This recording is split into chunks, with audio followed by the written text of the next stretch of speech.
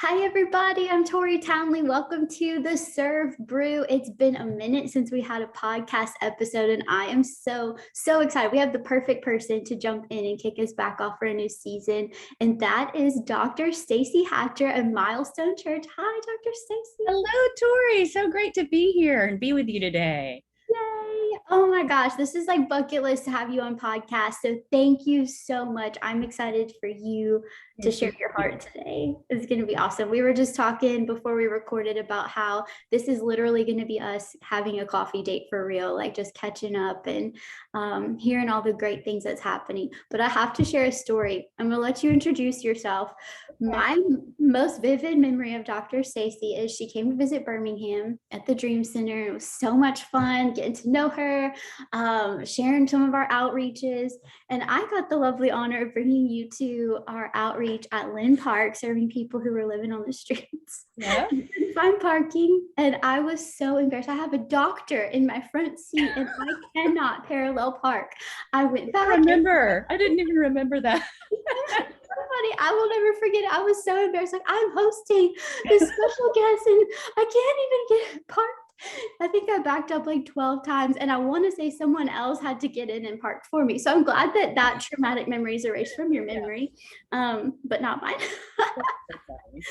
Oh, that is one of my memories, but so many others. You are amazing. I want to give you a chance to introduce yourself and tell us a little bit about Milestone. We love Pastor Jeff too. I wanted to say that, like, Pastor Dino loves Pastor Jeff and we all do, and just the whole heart of your team. So yeah, tell us about you. Yeah, so I'm Stacey Hatcher. I am the missions director for Milestone Church in Keller, Texas. We're a big church with 3 campuses.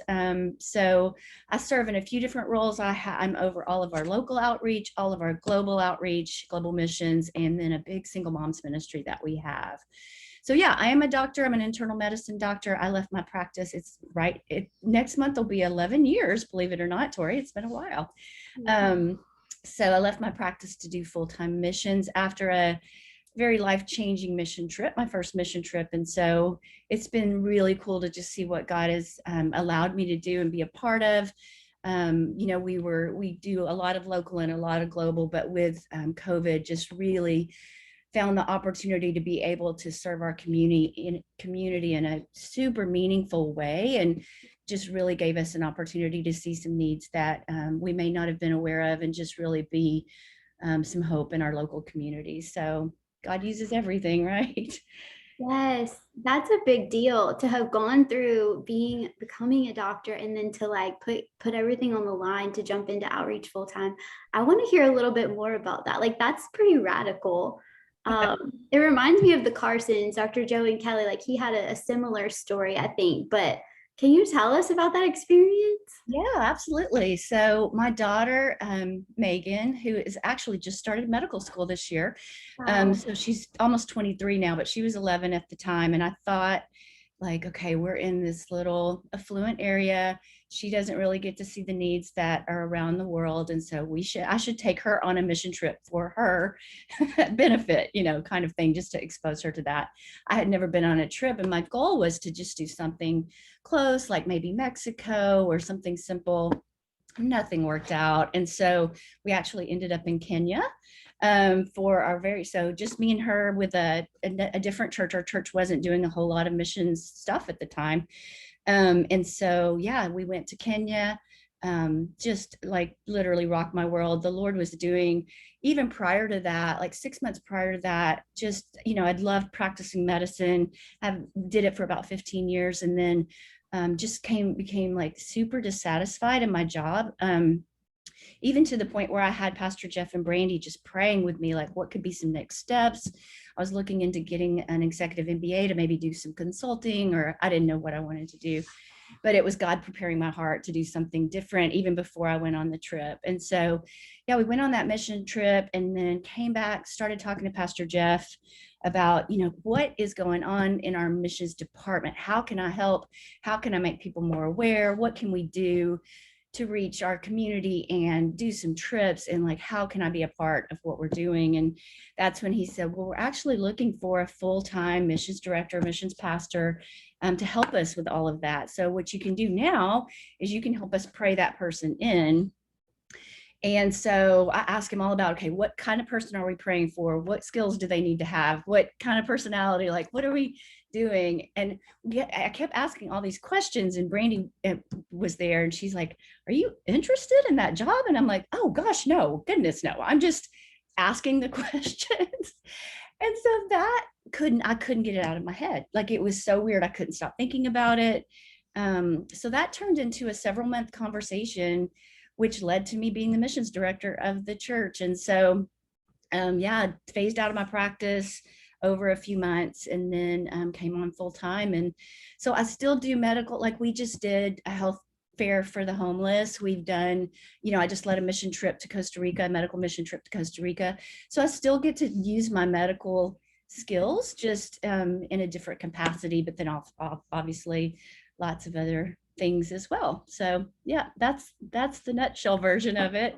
It's such an extraordinary story. Oh my goodness, that's amazing.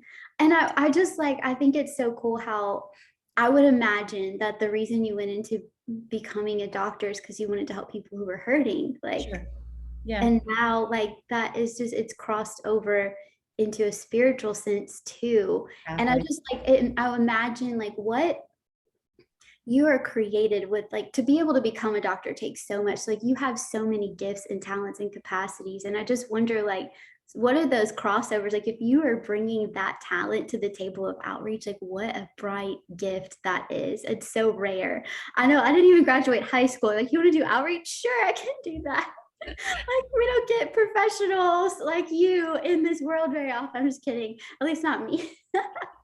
But I like, do you see a lot of crossover between being able to use some of those skills? Maybe not specifically, but I can only imagine. No, there's so many similarities. You'd be surprised of just how you care for people, how you listen to people, how you hear beyond the words sometimes, to figure out what's truly going on with a person.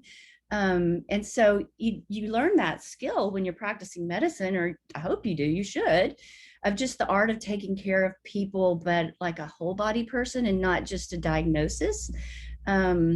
I did a lot of end of life care and just helping people through hard things. And so I think there's a lot more crossover. Like when I first started, I really wondered how in the world I was going to even learn how to do it. But it came, a lot of it came very intuitively just from what I had been doing. The organizational skills that you have to have, administrative skills, just being able to organize and manage people and take care of volunteers. And yeah, there's a lot that it equipped me for. And it was really interesting. There was a period of time when I used to work for Baylor. They had really asked me, we need you to do a travel medicine clinic as part of your practice. And I didn't want to do it. But they really needed it. And they kept coming back to me, And I finally just said, okay, this was years ago.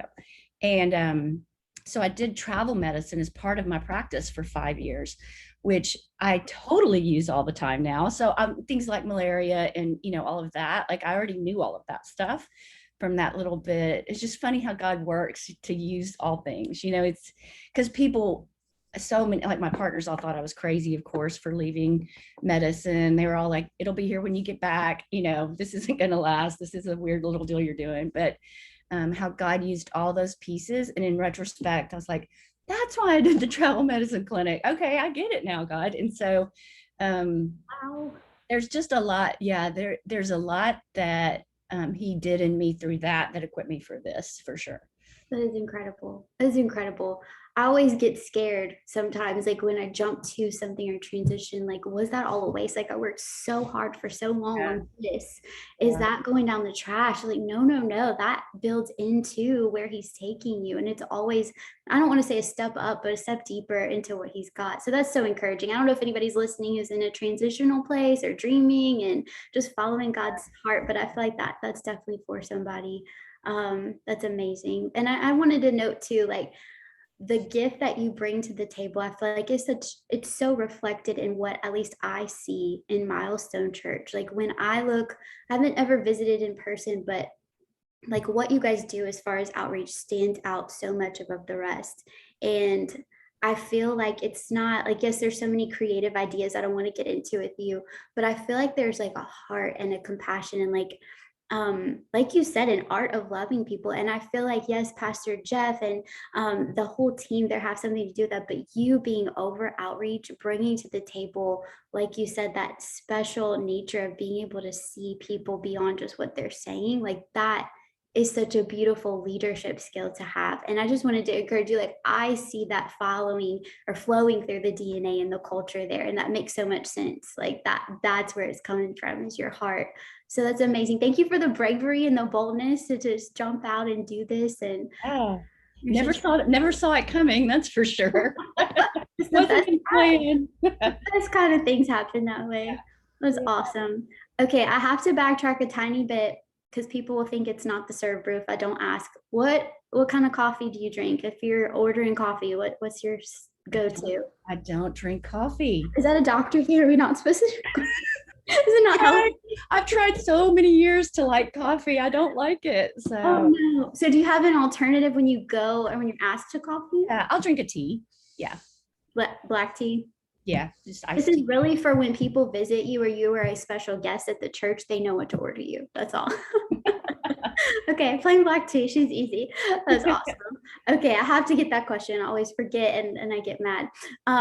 Okay, let's jump into, we know a little bit of your history, and I'd love to spend so much time asking you all those questions, but that's a beautiful snapshot. And knowing that, tell us the landscape of Milestone. Like, I know you guys are big, you've got 3 campuses, you're doing so many things, but tell us about the church itself and then a little bit about the community. And then we'll jump into like the outreaches you guys do in response to that. Okay, our church is in an interesting place right now in the sense of where we are. People are moving in by the droves from all over the place. When we do our 101, which is our newcomers class, basically that we do for people that want to join the church, more than 3/4 of the room are not from Texas, and so it's an interesting time in the sense that trying to keep our culture, our DNA, communicating that to new people. Discipleship is such a huge deal for us in general, but right now especially, just as people come in that may or may not be churched. We see a lot of that, and so yeah, our heart has always been to serve people, hurting people, whatever person that needs help. That's been our heart from the beginning, and so yeah, it's a very much in our culture that authenticity, sincerity, discipleship, that's kind of, we're all about spiritual family. It feels big, I mean, it's a big church, but it feels small because we are always in such put ourselves in places to create ways for people to have small spiritual family and people surrounding them. So yeah, so it is a big church, but it doesn't feel big, or we really tried very intentionally not to make it feel big. Yeah, like it's so funny because I can kind of tell that for a while I didn't know. I was like, I know Milestone Church, like I've heard a lot.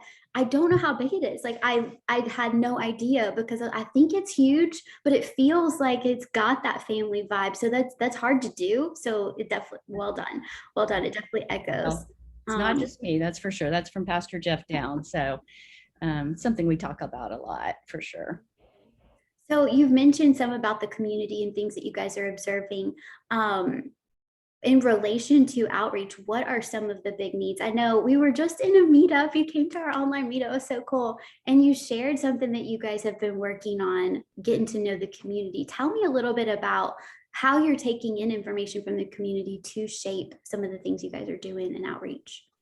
Yeah, well, after kind of during COVID, again, really just saw some opportunities and things. I mean, we did everything from a toilet paper drive-through to our city ran out of water during an ice storm. So we had a tanker truck that we were letting people fill up containers of water for. I had guys delivering, I think we delivered 6,000 cases of water to different families in need and senior centers and all of that. So it kind of opened our eyes to a broader, like before we're just, we always love to serve our community. We love our teachers. We love our single moms, but really getting an eye-opening kind of insight into where people are living and kind of what the true needs may be that we may not be as visible.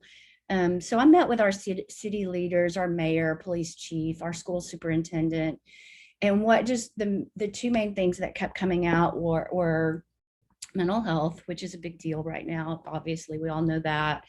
And then also schools, like teacher morale, administrators leaving by the droves, and just the students hurting, increased anxiety, depression, all the gender things they're dealing with.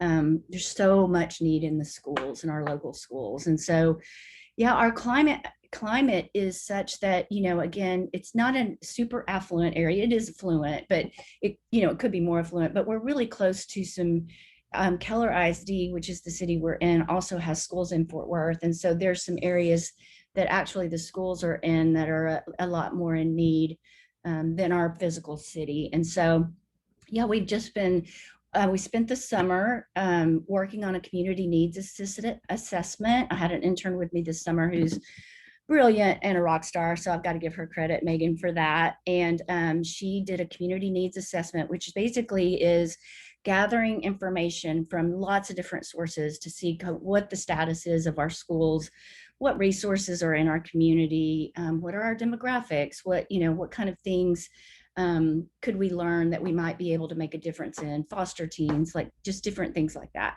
And so we got that finished, or she got that finished, and then we kind of did our takeaways. Okay, what are we uniquely positioned and equipped and resourced to be able to do to actually make a difference? And so one of the biggest things we're working on right now is just school outreach. And we did a big teacher appreciation weekend, which we always have done every August. And this year, instead of just asking, just giving a back to school gift, we actually ask a question like, what need do you have that the church might be able to meet? And we had tons of them just reach out and say the simplest things that we could help them with, everything from, I'm in a Title I school and our kids don't bring snacks for snack time, so they don't have a snack. And so like, we can fix that. And so that to, our little kids don't have clothes to change into if they need a change of clothes.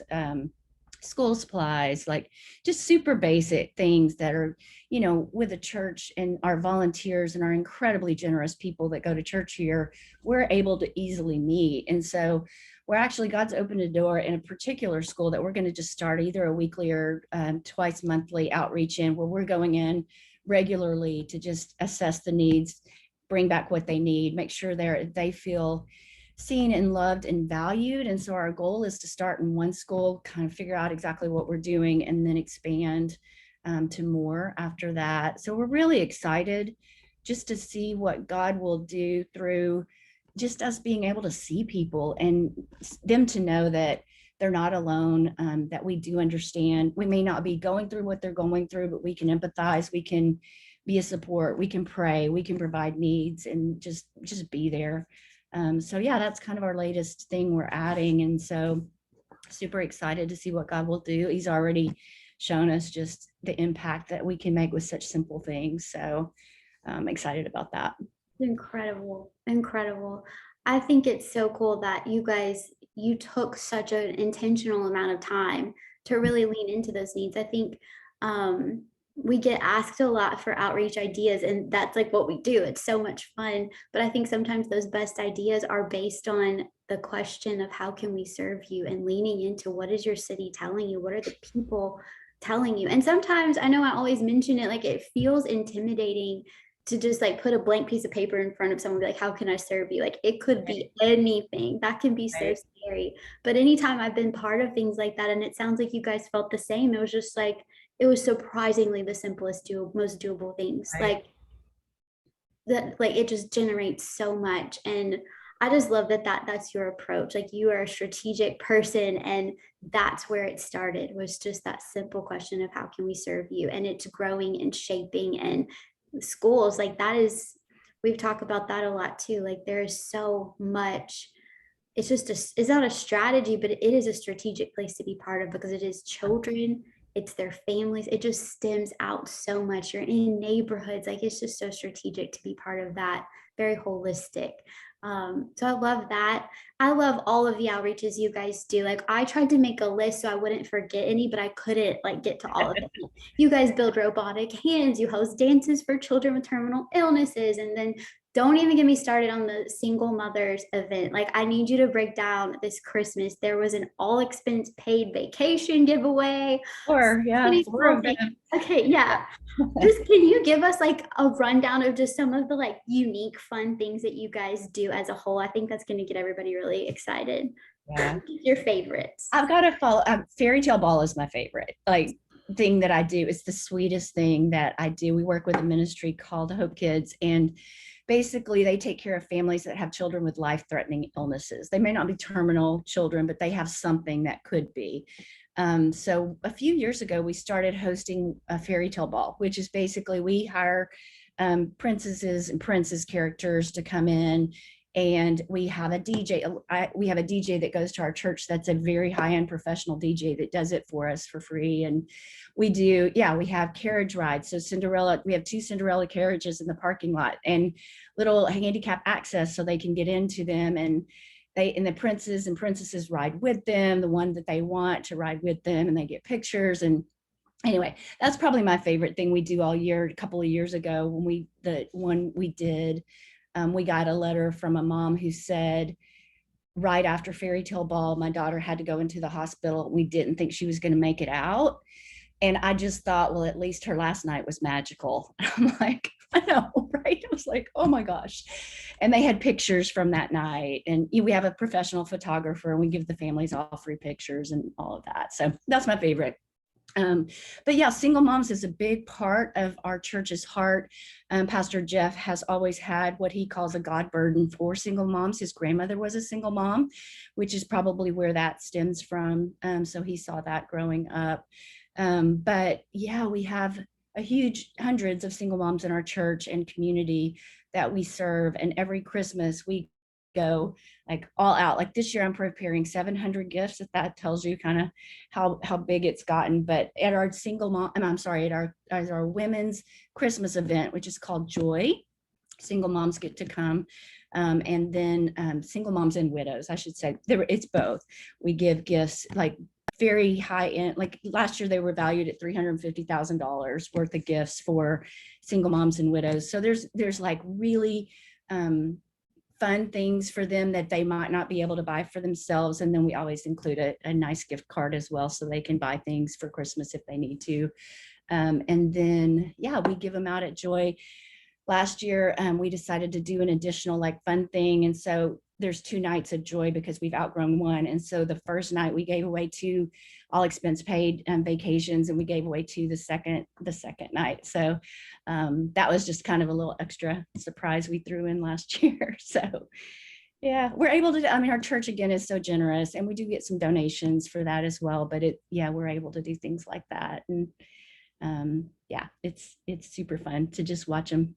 That might be, a lot of them say that's the only Christmas present they got that year. So yeah. Made it good. Make it good, exactly. Cool. Yeah, those pictures and those stories, like there are so many. Oh, you can just, if y'all are on social media, just scroll back to December, like, oh, so good.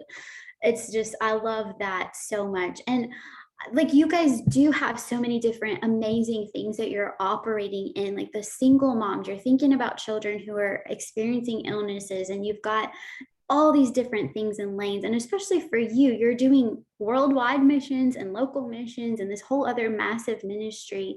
What is some of like the strategy for how you guys set up what you're going to say yes to? Like, I know we talk about it all the time. There's like an ecosystem for this. You've got the pastors have their own causes and heartbeat that really does get not injected, but that is part of the leadership of where the church is headed. But you also have people in the church who have their own passions and needs that they're seeing. Then you've got this community assessment, so you're taking in these needs. So how do you kind of work it all together? Do you have a strategy of how to say yes? How do things funnel into each other? Yeah. So our pastor Pastor Jeff is passionate about a few things very heavily. And so obviously under his leadership, I am passionate about the same things. And so that's first and foremost, is making sure that what we're doing from an outreach standpoint lines up with the call and vision of the church at large, and not just my little side ideas that I want to do. And so that's incredibly important for a lot of reasons, obviously. We have very clear lanes that we know we are called to, and we're with all of the influx of people coming in, there are obviously people that come in with their own passions, their own desires, sometimes their own agendas. And so we've learned how to say, that is awesome. We're excited that you're passionate about that. We love that you're serving in that area. That is not something we are called to at this time, because we are doing these things and we're want to do these things really well, and we can't do everything really well. So yeah, we obviously we pray, we see where God is moving and where God is opening doors, and as long as that's in alignment with the passion and vision of our leadership, then we see what God has. He always brings new things. Obviously on Serve Day, we do a million things of all kinds of different things, but throughout the year with our regular ongoing outreach, we limit it to not just a few things, but kind of a few things that we're really good at. We're good at, we have a lot of skilled projects, guys and girls who can do skilled things. We're really good at that. And so things like, this widow has a need and she needs her ceiling fans changed out, whatever that looks like, or a slight kitchen remodel on this single mom's home, or this veteran that needs a wheelchair ramp. Like, we do all of those things, and we do those things well, and we have a volunteer base that is good at it and loves to do it. So that's easy. And then like I said, the schools earlier, we have a really unique opportunity in our community, in that in Fort Worth, there are refugees from over 30 different countries, and they live in these kind of concentrated populations in certain apartment complexes.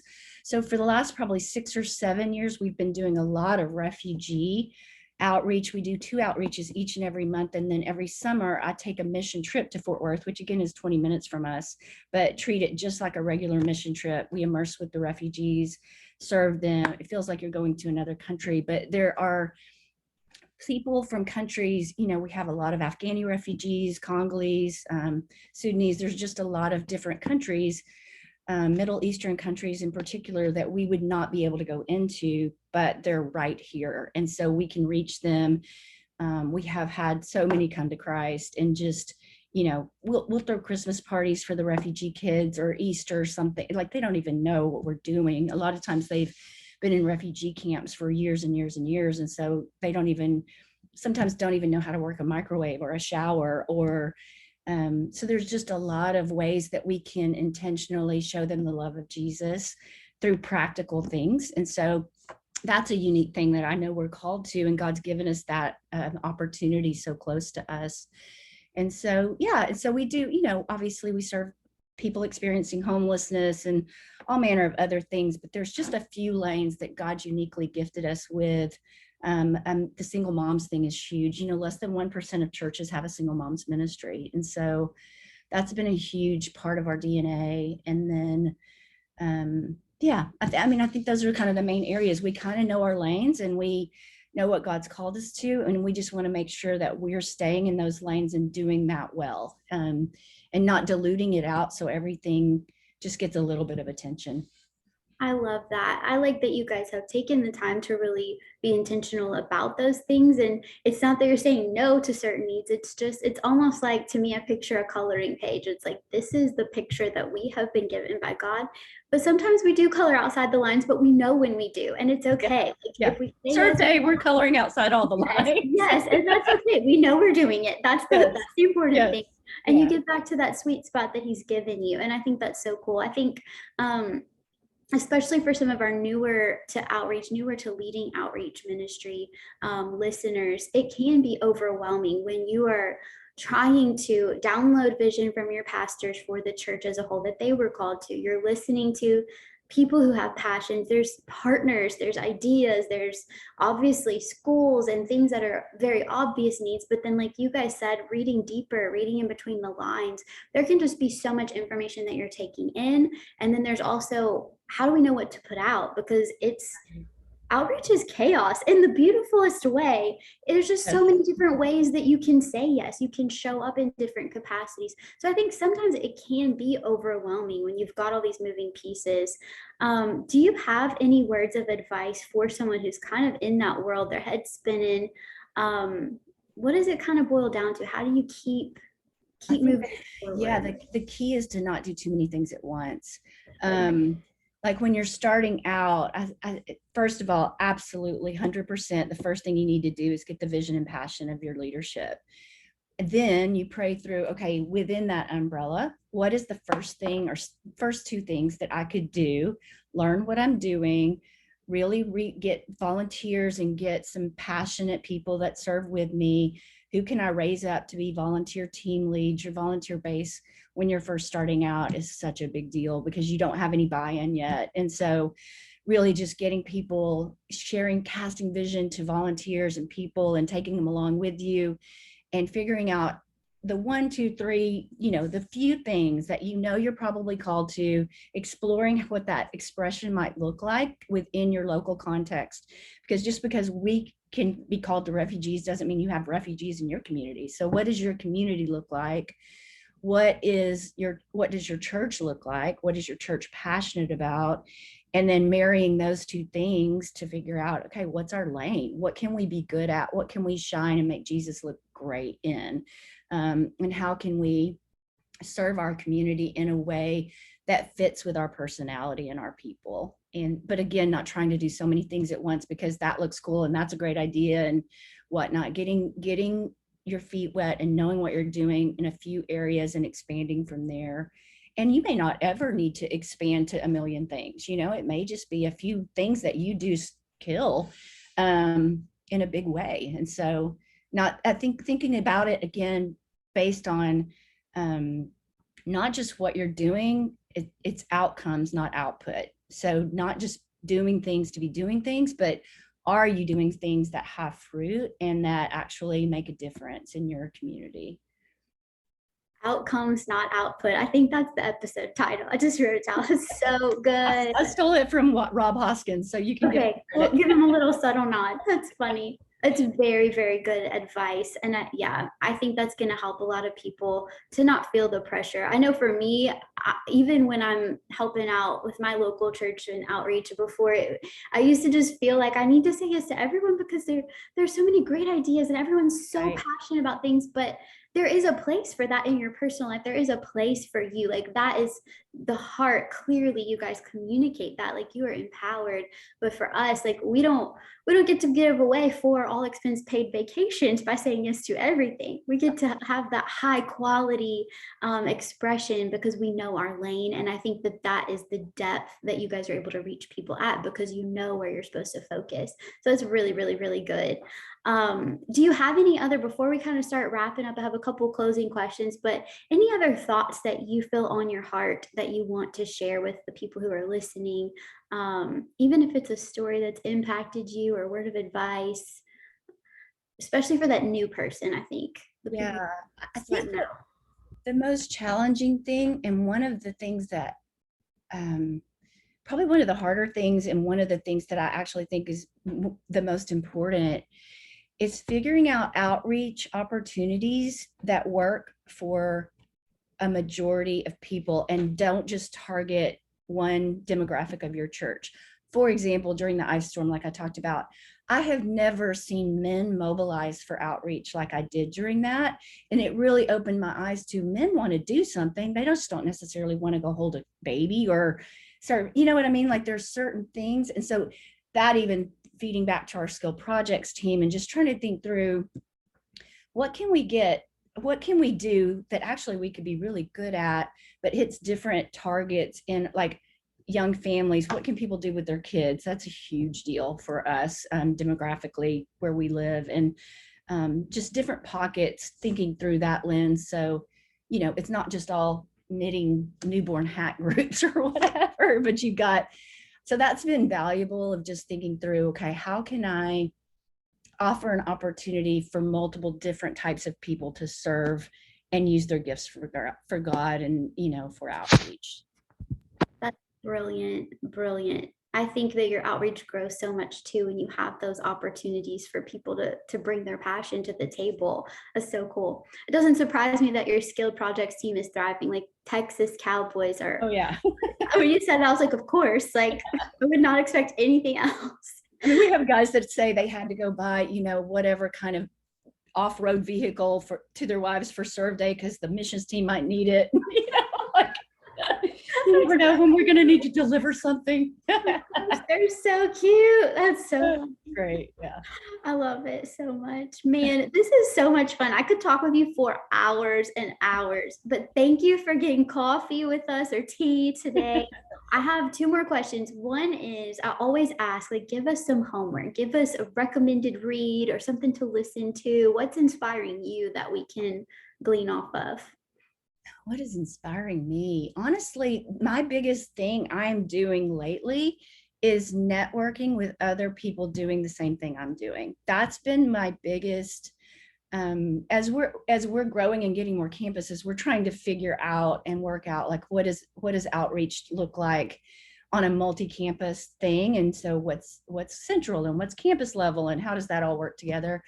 But I've also been I've visited with a lot of different missions pastors, of people that are bigger and have been doing it longer than us, just getting their wisdom. And I think that's the biggest, most important, valuable thing you can do is just to reach out to people that are a little further along than you and say, what can you tell me? What worked? I talked to one of the outreach directors at Elevation Church yesterday, just learning, like, tell me, my question to him was, because Pastor Dino said to me, they do the storytelling really, really well. And so I'm like, tell me how you get the story from the actual outreach event to the Instagram feed. Like, that's what I want to know. So just think that anything that you're strategically struggling with or vision or anything like that, you can avoid a lot of expend energy and a lot of things that you wish you hadn't done if you just talk to people that are a little further along than you. So I think that's my biggest piece of advice is get to know people, network. Everybody's got time, all outreach people have time to talk to other outreach people. That's our people, right? So we're a bunch of weirdos. You find one, you hold on tight. We're wired a little differently for sure. So yeah. Better way to put it. Yes. I love that so much. That is such great advice. And not only are you gleaning wisdom from others, but you're building great relationships. Like there's so much gold in that. And one day down the road, they're going to call you back and be like, yo, what's up? Let's pray together. I need help. I need support. Like, it's so cool to have those mutual relationships and to not be afraid to put yourself out there. I think that's amazing. You are amazing. You've always, like, ever since I met you, like, you have shown up and just been, I'm like, you're a doctor. You know everything. Like, you're just brilliant. You don't need us. But I've loved that about you always since the beginning, just your heart and your heart for others. I think that's so cool. If people want to find you on social media or find Milestone, see what's going on in outreach, is there what's the best place for them to go? Probably Instagram. It's just Milestone Missions on Instagram. Missions. Got it. Facebook Milestone Missions as well. So we will link to that in the notes. Awesome. Thank you so much. This has been the best afternoon coffee in ages. You're amazing, Dr. Stacey. Well, you're pretty amazing yourself, Tori. Thank you. Awesome. Well, thank you guys for listening to the Serve Brew. I hope y'all have a great day and we'll catch you next time. Peace out. Yeah. Thank you.